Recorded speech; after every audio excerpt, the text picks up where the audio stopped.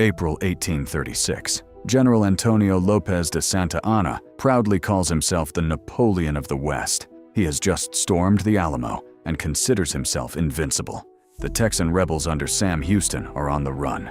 Santa Anna pursues them with 1,200 battle-hardened soldiers all the way to the San Jacinto River. He sets up camp in a tactically disastrous position, trapped between a swamp and a river, with absolutely no view of the enemy. His officers beg him to post guards. Santa Anna ignores them. Instead, he orders a massive afternoon siesta. He commands the entire army to sleep right in the middle of enemy territory while he retreats to his luxury tent. At 3:30 in the afternoon, the Texans storm the sleeping camp with the cry, "Remember the Alamo." It wasn't a battle. It was an absolute slaughter. In just 18 minutes, it's all over.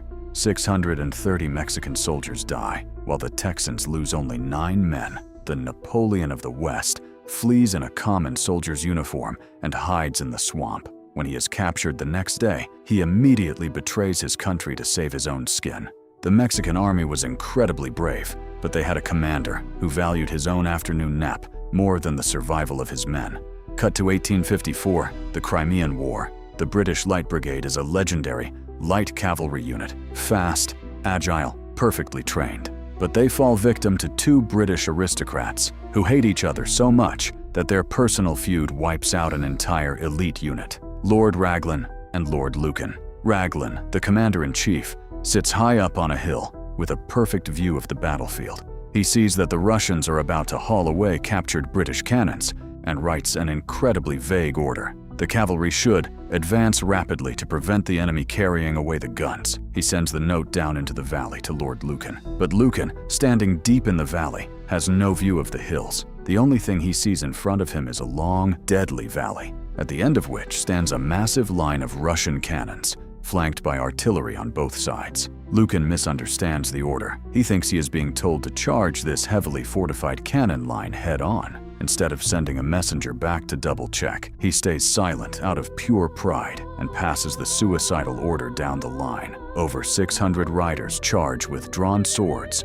straight into the crossfire of Russian artillery. Within minutes, the unit is torn to shreds. Brave men wiped out because 2 elite lords were too proud to talk to each other like normal people. October 1415, the Battle of Agincourt. On one side, a French army of knights that outnumbers the English nearly 3 to 1. The French nobles are elite, heavily armored, and battle-tested, but their leaders have zero strategic discipline, only uncontrollable pride. Every single one of them wants to be the first to capture the English king, even though the field between 2 forests is extremely narrow and completely turned to deep mud by days of heavy rain. The French commanders order a massive frontal cavalry charge through the thick muck. The horses get stuck. The infantry following behind trips and stumbles over their own men. A massive human traffic jam forms, and the French literally crush each other to death. The English archers don't even have to try hard to aim. Thousands of France's finest knights literally drown in the mud or get mowed down,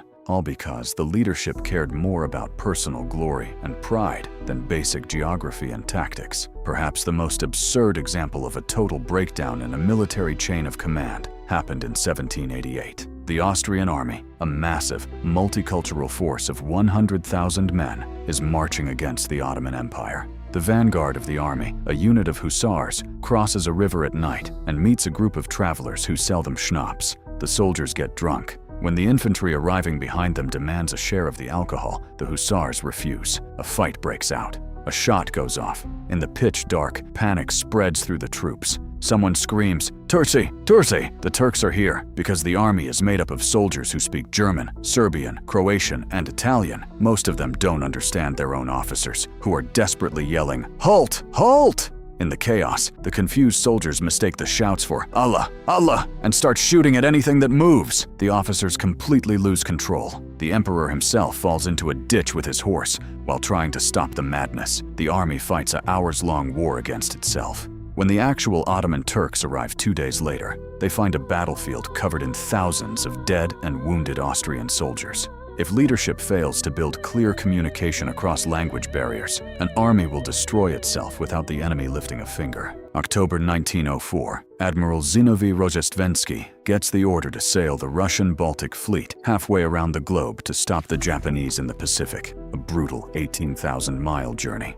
Rozhestvensky rules the fleet with an iron fist and absolute paranoia. He keeps all strategic plans a total secret, even from his own captains. He's so stressed out that he physically attacks his officers over minor mistakes and throws his binoculars into the sea whenever he gets angry. Just a few days into the trip, in the North Sea, thousands of miles away from Japan, the paranoid admiral spots ships in the thick fog and mistakes harmless British fishing boats for Japanese torpedo boats. He orders his fleet to open fire. For hours, the Russian warships shoot at the fishermen and, in the chaos, even end up blasting each other, sinking innocent boats and almost starting a war with the British Empire. Because the British block them from using the Suez Canal as punishment, they have to sail all the way around Africa. Morale drops so low that the sailors start buying exotic animals at African ports to cope with the depression. Soon, the warships are crawling with chameleons, snakes, and a vicious crocodile terrorizing the deck. When they finally meet the perfectly prepared Japanese Navy at Tsushima in May 1905, Rozhestvensky suffers a nervous breakdown. The Russian fleet is completely annihilated, and over 4,000 sailors lose their lives. The admiral survived